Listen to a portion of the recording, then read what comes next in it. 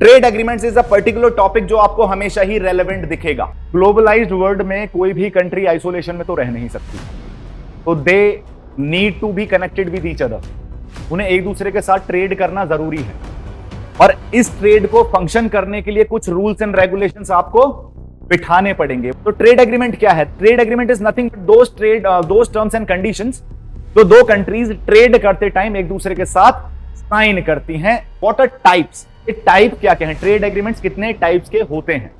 अब तक जितनी भी बात कर रहे थे, हम बात कर रहे थे केवल ट्रेड इन गुड्स की।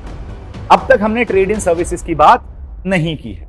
ये नेगोशिएशंस कवर करता है trade in services and investment. Advantages की बात की जाए कि इन फ्री ट्रेड एग्रीमेंट्स की एडवांटेजेस क्या क्या है।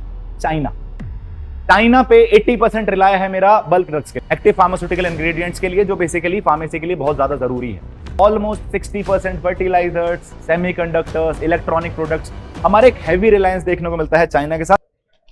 हेलो एस्पिरेंट्स, चहल एकेडमी के current affairs in depth analysis में आपका स्वागत है।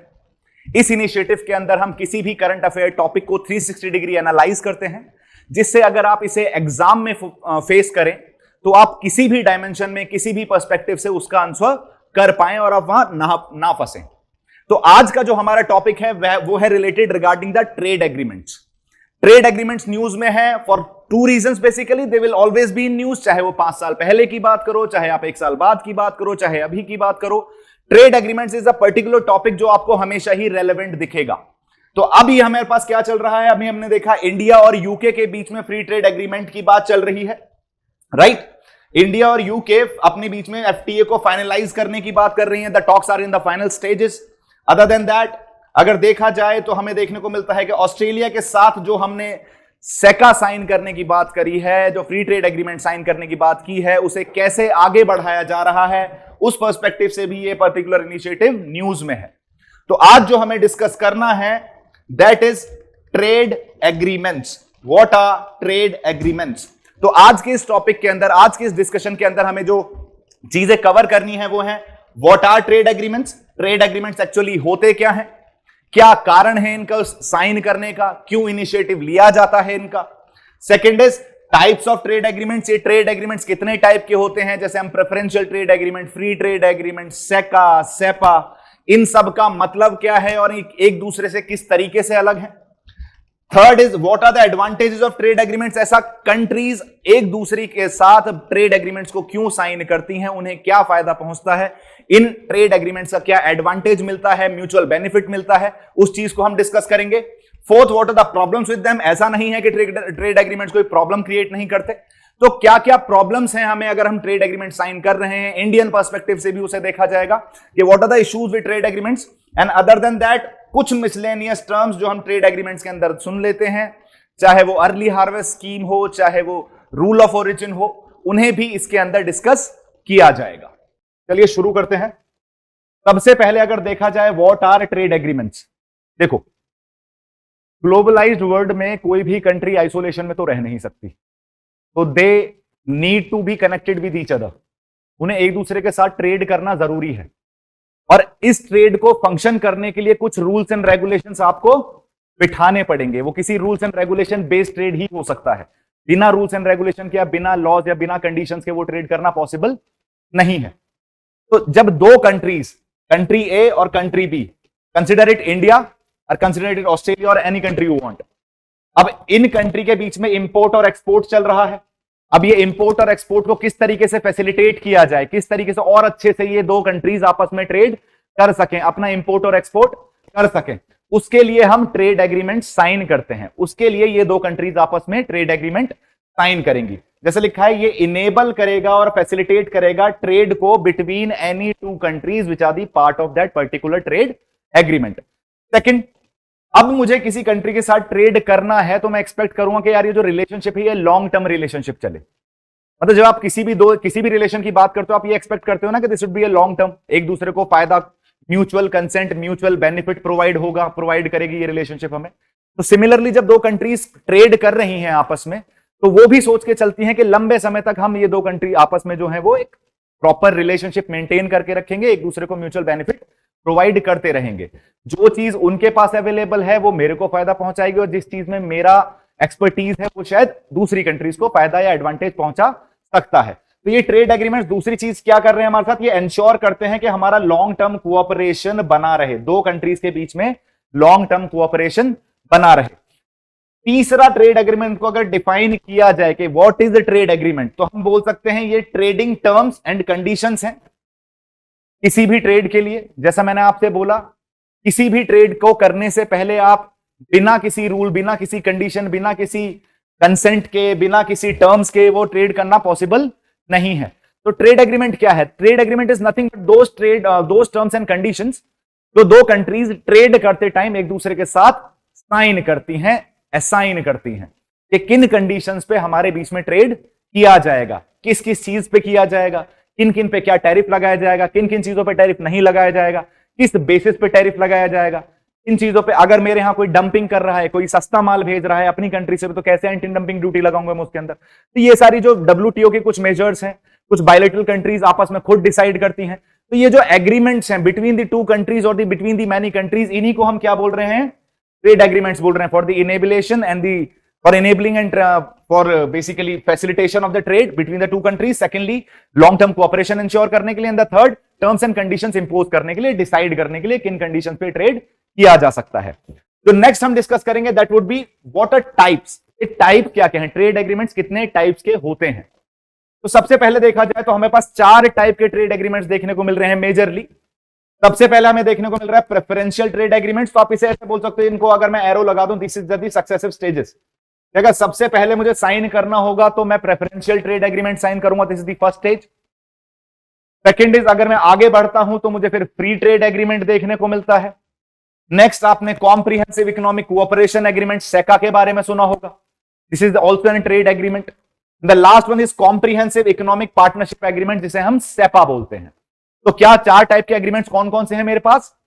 Preferential trade agreement PTA, free trade agreement FTA, comprehensive economic cooperation agreement CECA and comprehensive economic partnership agreement CEPA. अब जानते हैं स्पेसिफिकली कि इन सारे टर्म्स जो हमने लिखा है PTA, FTA, सेका, सेपा, इनका एक्चुअल मीनिंग है क्या and how they are different from each other. And जैसे मैं बोल रहा हूं सक्सेसिव स्टेज में, तो किस तरीके से ये अपने एम्बिट में और ज्यादा चीजें बढ़ाते जाते हैं, वैसे as soon as we move towards the next agreement और द सक्सेसिव एग्रीमेंट। तो सबसे पहले अगर PTA की बात की जाए, प्रेफरेंशियल ट्रेड एग्रीमेंट की बात की जाए, तो देखो इसके अंदर कुछ प्रोडक्ट्स को हम प्रेफरेंशियल राइट्स दे देते हैं। जैसे मान लीजिए इंडिया अगर थाईलैंड के साथ ट्रेड कर रहा है, तो अगर मैं 100 प्रोडक्ट्स में ट्रेड कर रहा हूं, तो मैं क्या बोल दूंगा कि जी इन 100 प्रोडक्ट्स में से 20 प्रोडक्ट्स को मैं प्रेफरेंशियल राइट्स प्रोवाइड कर रहा हूं टू ट्रेड। मतलब इन पर्टिकुलर 20 प्रोडक्ट्स पे जो टैरिफ रेट है वो कम कर दिया जाएगा, और जिन 20 प्रोडक्ट्स पे वो टैरिफ रेट कम किया जा रहा है उसे हम बोल देते हैं कि जी हमने वो 20 प्रोडक्ट्स को पॉजिटिव लिस्ट में इंक्लूड कर दिया है। तो PTA के साथ जिस लिस्ट की हम बात करते हैं वो है पॉजिटिव लिस्ट।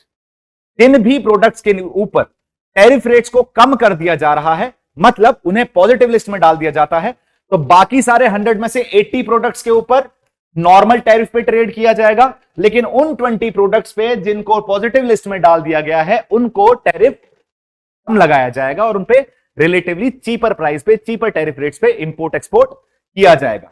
इस तरीके के एग्रीमेंट को जब कुछ सेलेक्टेड प्रोडक्ट्स पे हम टैरिफ कम कर दे रहे हैं, उसे हम प्रेफरेंशियल ट्रेड एग्रीमेंट बोलते हैं, राइट। अब दूसरी चीज, इसमें हमारे पास कौन कौन सी कंट्रीज हैं जिनके साथ हमने PTA साइन कर रखा है जी। अफगानिस्तान के साथ इंडिया ने 2003 में एक प्रेफरेंशियल ट्रेड एग्रीमेंट साइन किया था। चिले के साथ हमने 2006 में, साउथ अमेरिकन कंट्री है Chile, Atacama desert, copper town, Chuquicamata, basically जो copper town of the world है चिली में ही मिलता है, तो उसके साथ भी हमने प्रेफरेंशियल ट्रेड एग्रीमेंट साइन कर रखा है। एक ट्रेडिंग ब्लॉक है साउथ अमेरिका का, मर्कोसार, इसको भी हम काउंट कर सकते हैं, मर्कोसार।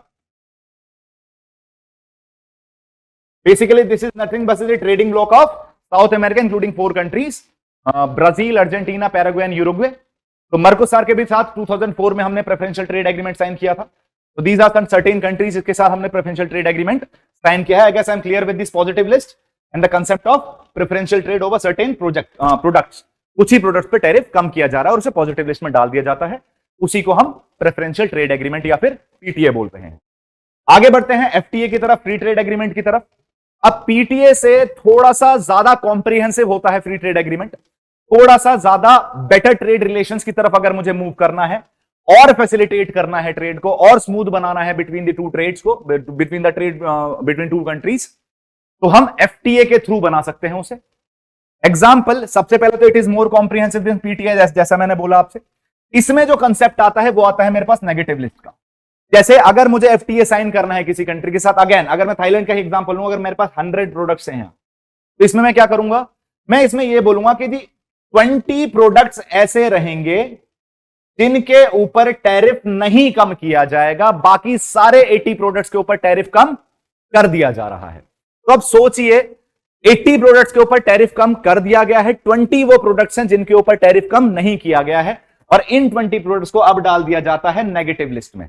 तो जो पीटीए में हम बोलते हैं the concept of positive list, क्योंकि उन 20 प्रोडक्ट्स पर टैरिफ कम किया जा रहा है, एफटीए में हम बोलते हैं कंसेप्ट ऑफ नेगेटिव लिस्ट, क्योंकि उन 20 प्रोडक्ट्स को, जो बेसिकली उन प्रोडक्ट्स जिन पर टैरिफ कम नहीं किया जा रहा, उनको इस लिस्ट में डाला जाता है। लेकिन जैसे मैं बोल रहा हूं it is more comprehensive than PTA, तो ऑफकोर्स आपको पता चल चुका है वहां जैसे हम केवल 20 प्रोडक्ट्स पे टैरिफ कम कर रहे थे, यहां हमने मेजोरिटी ऑफ द प्रोडक्ट्स पे टैरिफ कम कर दिया है, जिससे ट्रेड फैसिलिटेशन को और अच्छे से बढ़ाया जा सकता है, प्रमोट किया जा सकता है।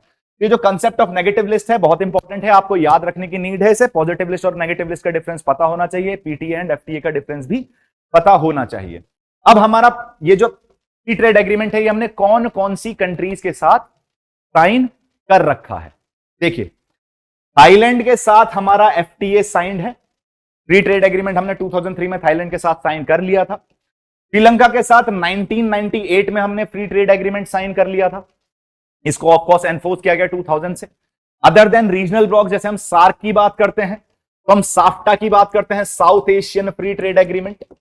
This has also been signed, this was in 2004। 2004 में हमने साफ्टा भी साइन किया था। These are the examples of free trade agreement जिनका इंडिया पार्ट है, राइट। तो पीटीए हो चुका है, एफटीए हो चुका है। पीटीए में हम पॉजिटिव लिस्ट की बात कर चुके हैं, एफटीए में हम नेगेटिव लिस्ट की बात कर चुके हैं। आगे हम बढ़ते हैं कॉम्प्रिहेंसिव इकोनॉमिक कोऑपरेशन एग्रीमेंट पे, एक और स्टेप आगे। PTA first step, second step FTA, and the third step would be सेका। अब इसके अंदर क्या है, इसके अंदर जो एफटीए वाले पर्सपेक्टिव में वो तो इंक्लूडेड है ही, मतलब कुछ टैरिफ में कुछ प्रोडक्ट्स पे टैरिफ कम कर रहा हूं, ट्रेड को फैसिलिटेट कर रहा हूं, वो सब तो इंक्लूड किया ही जा रहा है।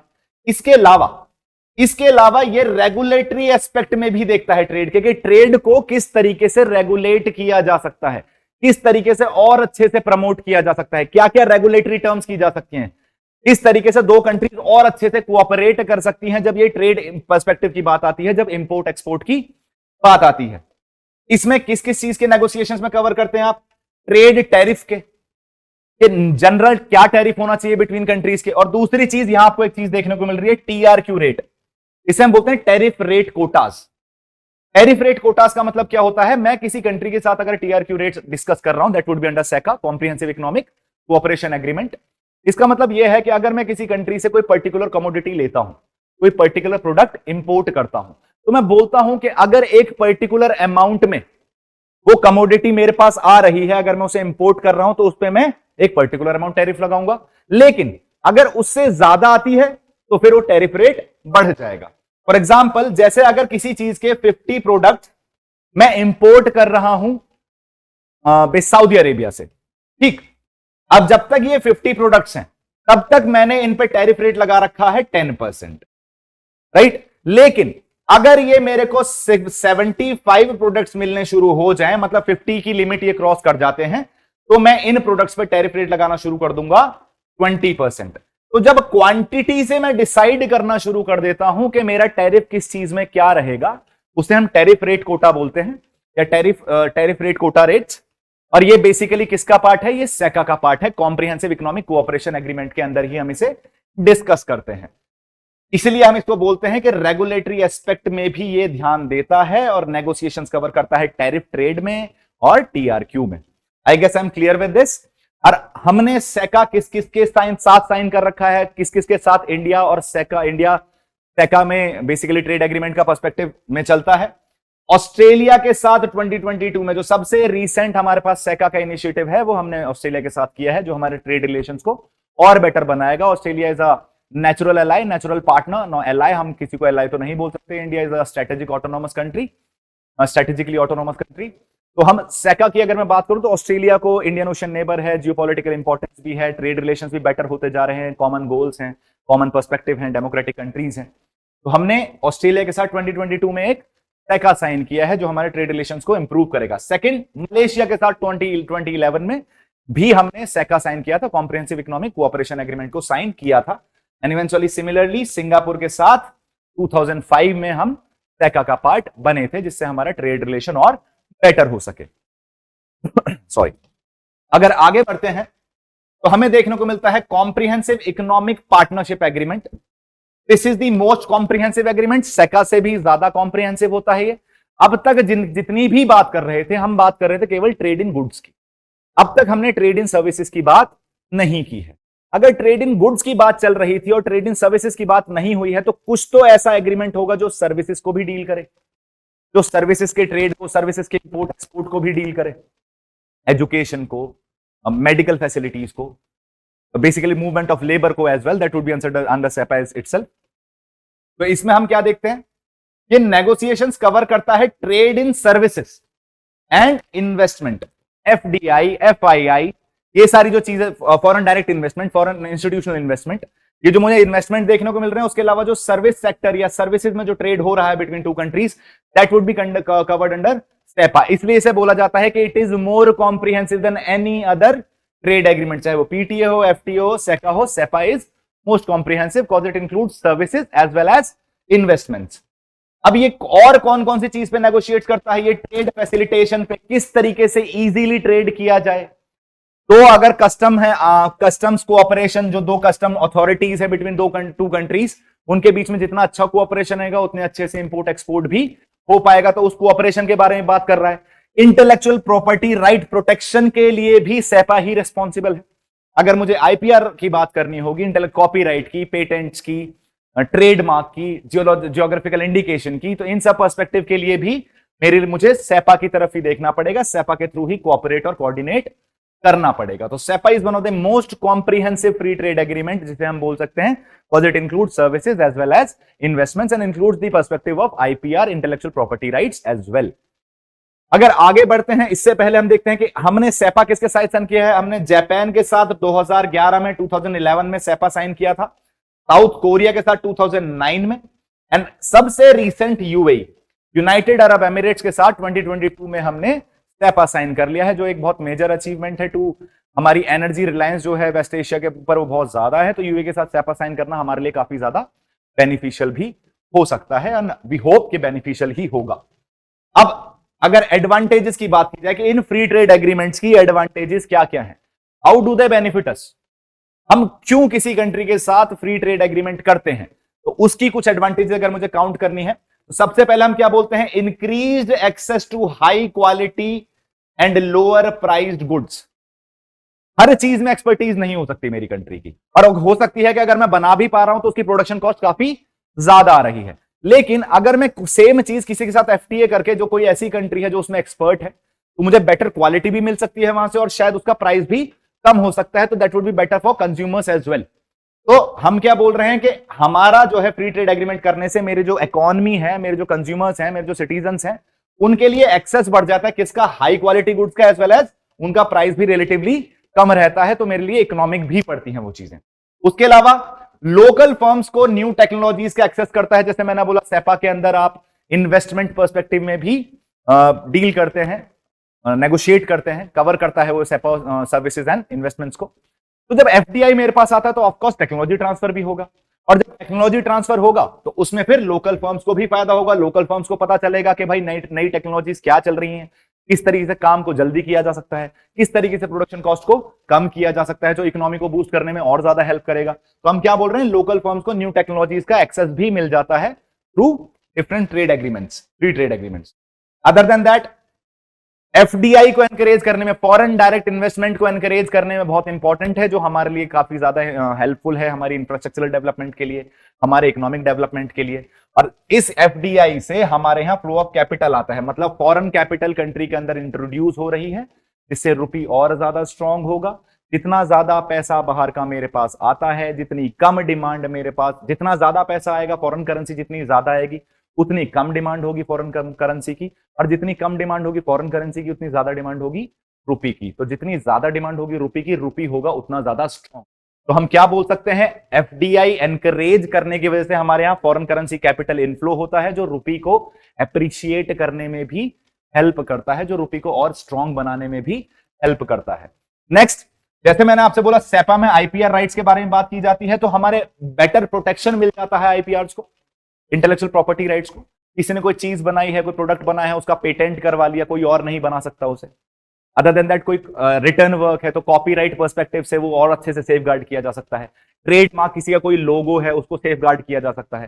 जोग्राफिकल इंडिकेशन, कोई ऐसी जगह है, कोई बेसिकली ऐसा प्रोडक्ट है जो किसी पर्टिकुलर जगह ही बनता है। फॉर एग्जाम्पल हमारे पास मल्टीपल साड़ीज का केस है, कांचीपुरम साड़ीज का केस है, basically dal baati churma, other than that basmati rice, ये सब क्या है, इनको geographical indications provide. Kadaknath chicken of Madhya Pradesh, these are just the geographical indications, because ये जो चीजें हैं, ये जो प्रोडक्ट्स हैं किसी पर्टिकुलर जोग्राफी में ही मिलते हैं, तो उनको भी प्रोटेक्ट करने में हमें कहीं ना कहीं ये ट्रेड एग्रीमेंट्स हेल्प कर देते हैं। Other than that minimizes government spending, thus boosting economic activities. देखिए जनरली हम बोलते हैं it's not the business of the government to be in the business. तो अगर गवर्नमेंट सोशल पर्सपेक्टिव पे, सोशल वेलफेयर एक्टिविटीज पे, सोशल डेवलपमेंट पे ज्यादा ध्यान देगी, सोसाइटी के डेवलपमेंट पे ज्यादा ध्यान देगी, सोशल इंडिकेटर्स को इंप्रूव करने पे ज्यादा ध्यान देगी, तो कंट्री को ज्यादा बेनिफिट मिल सकता है। लेकिन अगर वहीं गवर्नमेंट का ध्यान ज्यादा इकोनॉमिक डेवलपमेंट पे रहे, पैसा डालने में रहे, तो वो पैसा क्या हो सकता है, वो हमेशा कहीं ना कहीं वेलफेयर एक्टिविटीज से आपको डाइवर्ट करना पड़ेगा। लेकिन अगर मैंने फ्री ट्रेड एग्रीमेंट कर दिया है, अगर मेरे पास एफडीआई आ रहे हैं, मेरे पास इन्वेस्टमेंट आ रहे हैं, तो कहीं ना कहीं गवर्नमेंट को उतनी ज्यादा स्पेंडिंग नहीं करनी पड़ती और वो सोशल एक्टिविटीज में, वेलफेयर एक्टिविटीज में अपना पैसा डाल सकती है, सोशल इंडिकेटर्स को बेटर कर सकती है। सोशल इंडिकेटर्स मतलब infant mortality rate, maternal mortality rate, child education, maternal health, girls health, है ना। तो ये सब पर्सपेक्टिव जो है इन चीजों को बेटर किया जा सकता है। Next, promote trade and create dynamic for better business environment. Of course trade agreement है तो ट्रेड एंड बिजनेस एनवायरमेंट को और ज्यादा बेटर बनाएगा, हमारे यहाँ एक बेटर इन्वेस्टमेंट अपॉर्चुनिटी देखेगी, तो और ज्यादा बिजनेसेस आएंगे, और ज्यादा बिजनेसेस आएंगे तो ऑफ कोर्स एम्प्लॉयमेंट एक्टिविटीज भी बढ़ेंगे और इकोनॉमिक ग्रोथ भी होती हुई दिखती है। तो these are the certain advantages of free trade agreements और basically trade agreements to be specific. और इन सब चीजों को यूज करने के लिए, इन सब का फायदा उठाने के लिए ही हम फ्री ट्रेड एग्रीमेंट्स या कोई भी सेका, सेपा, एफटीए, पीटीए साइन करते हैं। अगर प्रॉब्लम्स की बात की जाए, केवल फायदे ही नहीं है, कुछ प्रॉब्लम्स भी हैं एफटीए के साथ, फ्री ट्रेड एग्रीमेंट्स या बाकी सिमिलर एग्रीमेंट्स के साथ। जैसे अगर मैं एफटीए पे ज्यादा रिलाई कर जाऊं तो बेसिकली मुझे ओवर रिलायंस दिखती है, मैं खुद तो प्रोडक्ट बना नहीं रहा, domestic industries are not getting into that particular product क्योंकि वो एक्सपर्ट्स के साथ कंपीट कर नहीं पा रही। तो अगर उसके साथ मेरा कभी रिलेशन खराब हो जाए, फॉर एग्जांपल चाइना पे 80% रिलाय है मेरा बल्क ड्रग्स के लिए, एक्टिव फार्मास्यूटिकल इंग्रेडिएंट्स के लिए, जो बेसिकली फार्मेसी के लिए बहुत ज्यादा जरूरी है। कोविड के टाइम पे हमने एक्सपोर्ट इंपोर्ट बैन कर दिया था वहां से, तो मेरी पूरी फार्मेसी इंडस्ट्री पे बहुत ज्यादा इंपैक्ट पहुंचा था। Similarly almost 60% fertilizers, semiconductors, electronic products, हमारे एक हैवी रिलायंस देखने को मिलता है चाइना के साथ। अभी तो हमने एफटीए नहीं साइन किया है, तब है इतना रिलायंस। तो जो हम किसी पे बहुत ज्यादा रिलाई करना शुरू कर देते हैं, तो हमारी डोमेस्टिक जो पर्सपेक्टिव है वो कहीं ना कहीं सफर करना शुरू कर देते हैं। और अभी इन फ्यूचर अगर कोई प्रॉब्लम क्रिएट हो जाती है, कोई प्रॉब्लम आ जाती है, तो वो ओवर रिलायंस हमारे लिए एक मेजर प्रॉब्लम भी क्रिएट कर सकती है। ये इंटरडिपेंडेंस टर्म फिर भी रिलेटिवली आपको थोड़ा सुनने में पॉजिटिव लग रहा है, लेकिन इंटरडिपेंडेंट होना हमेशा अच्छा नहीं होता। सेल्फ डिपेंडेंट होना इज ऑलवेज गुड, लेकिन हमेशा हर चीज में सेल्फ डिपेंडेंट हुआ नहीं जा सकता, इसलिए एफटीए साइन करना भी जरूरी है। लेकिन उसका एक माइनर सा रिस्क फैक्टर आ जाता है उसमें कि अगर कुछ प्रॉब्लम आ गई रिलेशंस में, तो ये जो ओवर रिलायंस और जो इंटरडिपेंडेंस है, इसकी वजह से हमारी इकोनॉमी को सफर करना पड़ सकता है, एक प्रॉब्लम।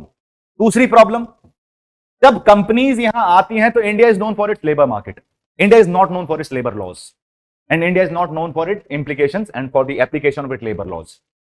यहां ओवर एक्सप्लॉइट किया जाता है वर्कर्स को। जब बाहर की कंपनीज आती हैं तो उनके लिए यहां लेबर हायर करना काफी आसान हो जाता है, तो हम बोलते हैं आउटसोर्स करती हैं वो अपने काम को to the countries like India, जिसकी वजह से क्योंकि हाँ वो लेबर को एक्सप्लॉइट कर सकती हैं, जिसकी वजह से पुअर वर्किंग कंडीशंस भी देखने को मिलती हैं मुझे, specifically in the organisations which are the result of FDI, foreign direct investment, क्योंकि उन्हें प्रोडक्शन कॉस्ट कम करनी है and the wages of the workers is one of the factors of production cost. Long working hours, lesser wages, poor conditions of the working people, poor conditions of the workers. ये भी एक problem है FTA के साथ। Environmental impact, जब आप development की बात करते हैं तो कहीं ना कहीं आप एनवायरमेंट को भूल नहीं सकते, आपको उसको पिक्चर में रखना पड़ेगा। It's not development versus environment, it must be development with environment. आप एनवायरमेंट के साथ डेवलपमेंट की बात करें, सस्टेनेबल डेवलपमेंट की बात करें, लेकिन कहीं ना कहीं हमें देखने को मिलता है कि मेजोरिटी ऑफ द मिनरल्स जो मिलते हैं वो ऐसे एरियाज में मिलते हैं जहां ट्राइबल कम्युनिटीज रहती हैं, जो फॉरेस्ट एरियाज हैं, जो नेचुरल रिजर्व्स हैं। तो उनको अगर आप डेवलपमेंट के नाम पे काटना शुरू कर दोगे, पेड़ों को, उनको एक्सप्लॉइट करना शुरू कर दो, कहीं ना कहीं आप अपना ही नुकसान कर रहे हो। एथिक्स में भी हम बोलते हैं, इसे बोलते हैं concept of spaceship earth. Earth is a single place, अगर आप नेचुरल लॉज फॉलो नहीं कर रहे हो तो आप सर्वाइव नहीं कर पाओगे। तो सिमिलरली जब आप एफडीआई की बात करते हो, बहुत सारे ऐसे डेवलपमेंटल प्रोजेक्ट्स हमने देखे हैं जो एनवायरमेंट के लिए डिग्रेडेशन का काम करते हैं, एनवायरमेंट को डिग्रेड करने का काम करते हैं। इसका एग्जाम्पल सबसे बेटर हमें देखने को मिल सकता है मल्टीपल प्रोजेक्ट्स जो मुझे उड़ीसा के अंदर चलते हुए दिखते हैं। वेस्टर्न घाट्स में प्रोजेक्ट को कई बार मना कर दिया जाता है। आज की डेट में एनवायरमेंटल इंपैक्ट असेसमेंट को भी आपने बहुत ज्यादा डाइल्यूट कर दिया है, तो आप बिना EIA करे भी अपनी प्रोजेक्ट डाल सकते हैं, बाद में पेनल्टी पे कर सकते हैं, तो उसे डाइल्यूट करते हैं। कहीं ना कहीं एनवायरमेंट को पीछे छोड़ के आप डेवलपमेंट पे ज्यादा ध्यान देना शुरू कर देते हो बिकॉज ऑफ दीज FTAs, और जो एनवायरमेंटल डिग्रेडेशन में भी रिजल्ट करते हैं। Negative effects on domestic industries, again जब मैं एफडीआई पे इतना ज्यादा रिलाई करने लगूंगा, अगर मैं इंपोर्टेड प्रोडक्ट्स पे इतना ज्यादा रिलाई करना स्टार्ट कर दूंगा, तो मेरी डोमेस्टिक इंडस्ट्रीज कहीं ना कहीं ग्रो नहीं कर पाएंगी। पहली चीज वो कंपीट नहीं कर पा रही है, और दूसरी चीज अब ऑलरेडी इतना सस्ता प्रोडक्ट आ रहा है, तो मैं उस चीज को दोबारा क्यों बनाऊं। फॉर एग्जांपल चाइनीज प्रोडक्ट के सामने बहुत सारी ऐसी डोमेस्टिक इंडस्ट्रीज हैं जो सर्वाइव नहीं कर पा रही हैं because they are very cheaper. उस रेट पे इंडिया में बनाना पॉसिबल नहीं है। तो डोमेस्टिक इंडस्ट्रीज के लिए भी कभी कभी नुकसानदायक हो सकते हैं फ्री ट्रेड एग्रीमेंट्स। दूसरा, डिग्रेडेशन ऑफ नेचुरल रिसोर्सेज। मेरी नेचुरल रिसोर्सेज, मेरी कंट्री की natural resources would be used in somebody's else favour. मैं फ्री ट्रेड एग्रीमेंट कर रहा हूं तो मेरी नेचुरल रिसोर्सेज मुझे एक्सपोर्ट करनी पड़ेंगी, तो कहीं ना कहीं जो मुझे इस्तेमाल करना चाहिए था वो किसी और की इकोनॉमिक ग्रोथ में हेल्प कर रहा है। मेरी नेचुरल रिसोर्सेज एक्सप्लॉइट हो रही हैं। जैसे आज की डेट में हम बोलते हैं BIMARU states, empowered action group of states के अंदर उड़ीसा आता है, झारखंड आता है, छत्तीसगढ़ आता है, मध्य प्रदेश आता है। These 4 states are the most mineral rich state of this country and are one of the most backward state of this country. इसे हम इंटरनल कॉलोनियलिज्म भी बोलते हैं। तो रिसोर्सेज उनकी, उन स्टेट्स की, रिसोर्सेज इंडिया की, लेकिन उन तक डेवलपमेंट पहुंच ही नहीं रहा। कारण, इसका एक कारण यह भी है कि हमारा प्रोडक्ट्स कहां चले जा रहे हैं, हम एक्सपोर्ट ओरिएंटेड हैं, हम एक्सपोर्ट भी करते हैं चीजों को, ऑफकोर्स इंपोर्ट भी करते हैं, लेकिन जिस जगह इस्तेमाल होना चाहिए कहीं कहीं पूरी तरीके से वहां यूज नहीं हो पा रहा है, जिसलिए हम बोल सकते हैं degradation of natural resources also one of the problem और one of the disadvantage with free trade agreement and other types of trade agreements. अब कुछ मिसलेनियस टर्म्स देखने को मिल जाती हैं मुझे। Rule of origin. अब रूल ऑफ ओरिजिन का मतलब क्या है? जैसे फॉर एग्जांपल मैंने सेपा साइन किया यूएई के साथ, राइट? अब basically this is India, this is UAE. अगर इन दोनों के बीच में इंपोर्ट एक्सपोर्ट हो रहा है तो ये सेपा एप्लीकेबल है, राइट? लेकिन अब सोचो यहां एक और कंट्री है, उसको ना हम लेते हैं बहरीन।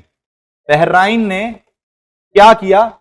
अपना प्रोडक्ट यूएई भेजा और यूएई से फिर इंडिया भेज दिया, मतलब उसे उस सेपा का फायदा मिल जाएगा।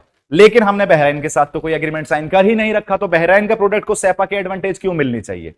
इस प्रॉब्लम को दूर करने के लिए रूल ऑफ ओरिजिन का कंसेप्ट लाया गया, जिसके अंदर यह बोल दिया जाता है कि सेपा केवल उन्हीं प्रोडक्ट्स पे इंप्लाई किया जाएगा जो 40% वाला क्राइटेरिया फुलफिल करेंगे। मतलब या तो वैल्यू एडिशन यूएई के अंदर होना चाहिए, 40% वैल्यू एडिशन यूएई के अंदर करो आप, या फिर एटलीस्ट 40% जो मैन्युफैक्चरिंग है वो यूएई के अंदर होनी चाहिए। किसी और का प्रोडक्ट आप यूएई द्वारा बेसिकली रूट करके इंडिया नहीं भेज सकते। उसमें हम बोलते हैं रूल ऑफ ओरिजिन, कि जो चीज at least 40% of it, at least 50% of it, at least 60% of it, different ruler origin के डिफरेंट रूल्स होते हैं, डिफरेंट पर्सपेक्टिव डिसाइड करते हैं हम, लेकिन उसका कुछ परसेंटेज जो है या तो यूएई में ओरिजिन हुआ हो या फिर उसके अंदर उतना वैल्यू एडिशन हुआ हो। इस पूरे पर्सपेक्टिव को हम बोलते हैं रूल ऑफ ओरिजिन, जिससे कोई और कंट्री, मेरा फ्री ट्रेड एग्रीमेंट अगर किसी एक पर्टिकुलर कंट्री के साथ है, अगर मैं ए कंट्री हूं और मेरा free trade agreement B country के साथ है, तो सी कंट्री अपना इन्वेस्टमेंट रीरूट करके ना भेज दे मुझे, इसलिए ये रूल ऑफ ओरिजिन पर्सपेक्टिव लगाया जाता है। कोई और कंट्री फायदा ना उठा ले और मेरी इकोनॉमी को नुकसान ना हो, मेरा ट्रेड कलेक्शन या टैक्स कलेक्शन कम ना हो जाए, कस्टम ड्यूटीज कम ना हो जाए, कलेक्शन कम ना हो जाए। सेकेंड चीज जो मुझे देखने को मिल रही है, that is early harvest scheme. देखो, जब भी किसी ट्रेड एग्रीमेंट करने से, जब भी कोई ट्रेड एग्रीमेंट किया जाता है, उससे पहले ऐसा नहीं है कि आप डायरेक्टली ट्रेड एग्रीमेंट कर लोगे।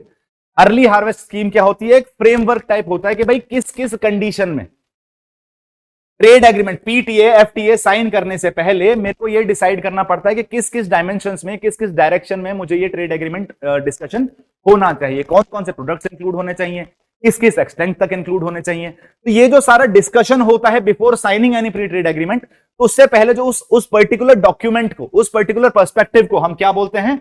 Early harvest scheme. Early harvest scheme is nothing but the precursor to any trade agreement कि भाई किस किस डायरेक्शन में मूव करना है। अगर इसमें डिस्कशंस होंगे, एग्रीमेंट्स होंगे, डिसएग्रीमेंट्स होंगे, एंड फाइनल कंक्लूजन होगा, और उसके बाद ही हम किसी ट्रेड एग्रीमेंट पे पहुंच सकते हैं।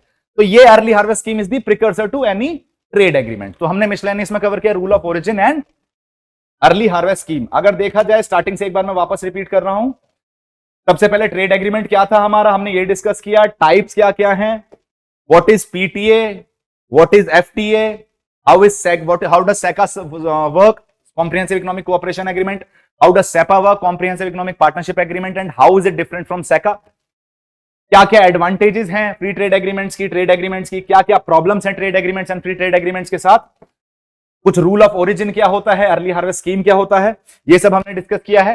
अब आपके लिए एक क्वेश्चन है which you need to write, इसको डेफिनेटली इन एटलीस्ट 15 मार्कर है ये, दिस इज फॉर 15 मार्क्स, तो you need to write in 200-250 words.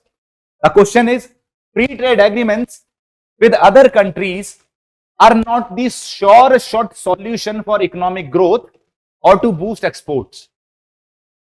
बाकी कंट्रीज के साथ फ्री ट्रेड एग्रीमेंट साइन करना इकोनॉमिक ग्रोथ और एक्सपोर्ट को बूस्ट करने के लिए कोई परमानेंट या फिर परफेक्ट सॉल्यूशन नहीं है। इस चीज को एनालाइज करके आपको इसके ऊपर कमेंट करना है।